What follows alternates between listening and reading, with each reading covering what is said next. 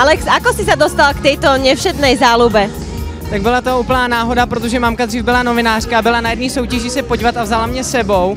A tak mně se to tak zalíbilo, že prostě od toho dne mě to nedalo pokoj, ani mě to nedalo spát. Tak mi rodiče sehnali kouzelníka, profesionála, ten mě naučil, co mohl a teď už jsem na to sám. A ako dlho to už robíš? 11 let. Znamená od svojich 7 rokov? Ano, od 7.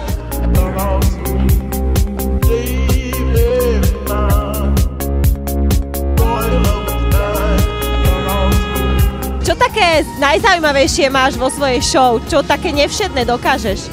Tak jelikož mám víc druhů vystoupení, tak co je asi nejzajímavější je, že dokážu nechat člověka lítat, nebo přeříznout, nebo právě v objevování holubů je jedno z nejhezčích.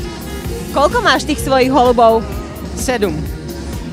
Takovou malou voliéru, dneska sice bude vystupovat jenom 5, ale jinak jich mám 7. Že vraj ako jediný v Európe dokážeš z jedného holuba vyrobiť 2? Ako je to možné? Jediný úplně ne, ale v Česku to dělá asi jeden, maximálně jeden člověk.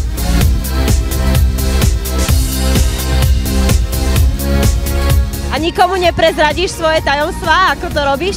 Ne, vůbec. Doma taky nevědím o některých kouzlech, jak se dělají, ale o tom to je. A kde máš zatiaľ tie svoje holuby, keď nevystupujete? Když nevystupuju, tak jsou doma v Česku, doma na půdě, ve voliéře a teď teda jsou v hotelu, v koupelně, mají svůj takový pokojíček.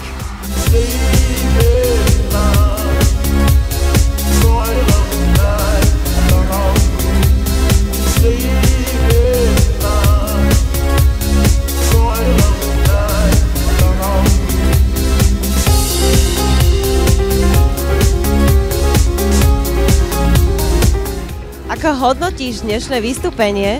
Nie si vystresovaný? Nie, že vraj nie.